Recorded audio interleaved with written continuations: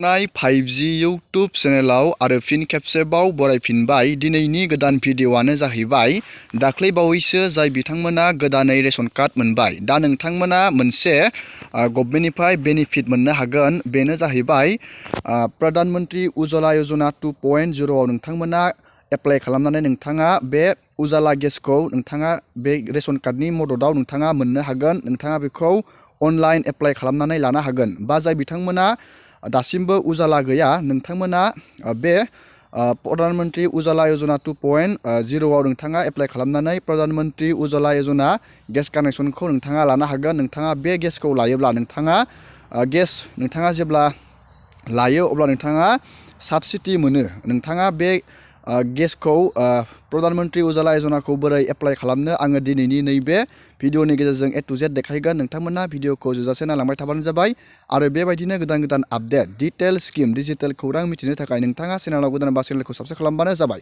दानिया जोङो प्रधान मंत्री उज्ज्वला यजनाखौ जोङो बोरै मबाइल फननि मददावनो एप्लाइ खालामनानै लानो जोङो बेखौ नायदिनि।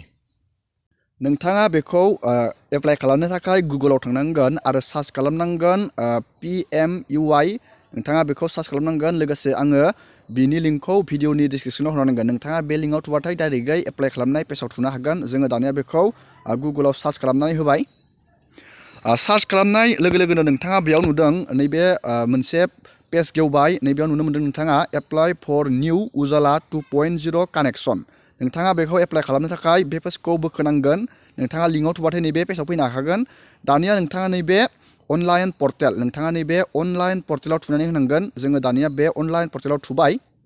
थुनानै नोंथाङा बबे मोनसे गेस कानेक्शनखौ लानो सानदों नोंथाङा नैबेयाव गेसनि बेयाव नैबे नामखौ नोंथाङा सिलेक्ट बानायनांगोन। बेयाव इन्डियान अइल दं बेयाव आरो भारत पेट्रलियाम दं आरो नैबेयाव HP गेस दं। नोंथाङा बबे मोनसे गेस कानेक्शनखौ लानो नोंथाङा बेयाव गावबा गावनि गेसनि नामखौ नोंथाङा बेयाव सायख'बानो जाबाय। आङो हमना ला नैबे HP गेसनिखौ आं एप्लाइ बानायगोन। नोंथाङा नैबे चेक हियार टु एप्लाइ नोंथाङा बेयाव थुनानै होनांगोन। जोङो दानिया बेयाव थुनानै होबाय।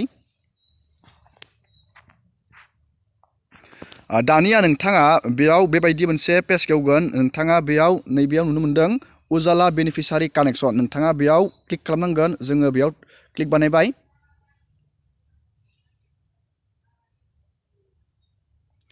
दानिया बेयाव नोंथाङा पेजखौ बोखोनांगोन आरो नैबेयाव एक्सेप्टआव थुनानै होनांगोन। जोङो बेयाव थुबाय। दानिया नोंथाङा नैबे लकेसन वाइसआव थुनानै होनांगोन। जोङो दानिया बे लकेसन वाइसआव थुनानै होबाय। बिदि थुनानै नोंथाङा नैबेयाव नोंथांनि स्टेटखौ नोंथाङा बबे स्टेटआव थायो नोंथाङा बेयाव स्टेटखौ सिलेक्ट बानायनांगोन। हमना ला आङो बेयाव आसामखौ सिलेक्ट बानायबाय। दानिया नोंथाङा बेयाव नोंथांनि डिस्ट्रिक्टखौ सिलेक्ट बानायनांगोन। जोङो बेयाव मोनसे डिस्ट्रिक्टखौ सिलेक्ट बानायबाय। दानिया नोंथाङा बेयाव नोंथांनि नैबेयाव साब डिस्ट्रिबिउटर नोंथांनि गेस एजेन्सिनि नामखौ नोंथांनि डिस्ट्रिक्ट वाइसआव बेयाव फैगोन। नोंथाङा हमना ला मोनसे बेयाव गेसनि डिस्ट्रिबिउटरखौ नोंथाङा सिलेक्ट बानायनांगोन। जोङो बेयाव सिलेक्ट बानायबाय। दानिया बेयाव गेस एजेन्सिनि बेयाव गासैबो नैबेयाव एड्रेसनि डिटेल्सआ फैगोन। नोंथाङा नैबे नेक्स्टआव थुनानै होनांगोन। जोङो बे नेक्स्टआव थुनानै होबाय। नेक्स्टआव थुनाय लोगो लोगोनो जोंनिया बेबायदि मोनसे पेज गेवगोन। नोंथाङा बे फर्मखौ फिलआप बानायबानो नोंथाङा इजियावनो उजाला यजनायाव नोंथाङा एप्लाइ खालामनानै लानो हागोन। दानिया बे फर्मखौ जोङो बोरै फिलआप बानायनो जोङो नायदिनि।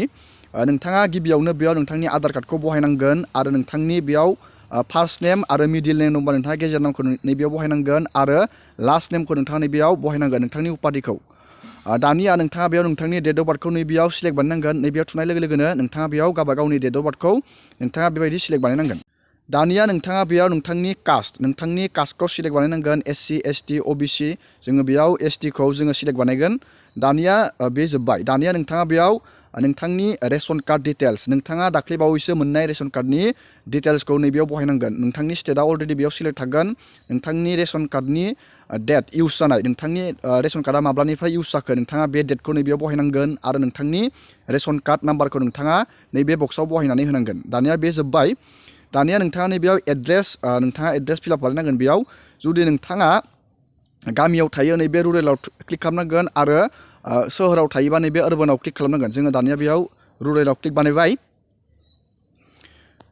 रुरेलाव क्लिक बानायनानै नोंथाङा बेयाव नोंथांनि हाउस बिल्डिं नं नोंथांनि न'नि नाम्बार आरो बेयाव नोंथांनि टाउन आरो सिटिनि नामखौ नैबेयाव होनांगोन नोंथांनि स्टेटआ बेयाव अलरेडि सिलेक्ट थागोन नोंथांनि इमेल आइडिखौ नैबेयाव होनांगोन आरो नोंथांनि पस्ट अफिसखौ नोंथाङा नैबेयाव होनांगोन दानिया नैबेयाव नोंथांनि स्ट्रीट नेमखौ नैबेयाव होनांगोन नोंथांनि डिस्ट्रिक्ट नोंथाङा मा डिस्ट्रिक्टआव थायो नोंथाङा बेयाव डिस्ट्रिक्टखौ बेबायदि सिलेक्ट बानायनांगोन बेयाव जोङो डिस्ट्रिक्टखौ बेबायदि सिलेक्ट बानायबाय बेयाव दानिया नोंथांनि पस्टेल पिन क'डखौ नोंथाङा नैबेयाव लिरनांगोन नोंथांनि पस्ट अफिसनि पिन क'डखौ नोंथांनि मबाइल नाम्बारखौ नोंथाङा नैबेयाव होनांगोन आरो नोंथांनि रेसिडेन्स फन नाम्बारखौ नोंथाङा नैबेयाव होनांगोन दानिया बेयो जोब्बाय नोंथाङा दानिया नैबेयाव नोंथांनि पार्टिकुलार्स अफ बेंक एकाउन्टनि नाम्बार डिटेल्सखौ बेयाव फिलआप बानायनांगोन गिबियावनो नोंथांनि आधार कार्डनि नाम्बारखौ नोंथाङा नैबेयाव होनांगोन नैबेयाव नोंथांनि IFC आरो IFC क'ड नोंथांनि IFC बेंकनि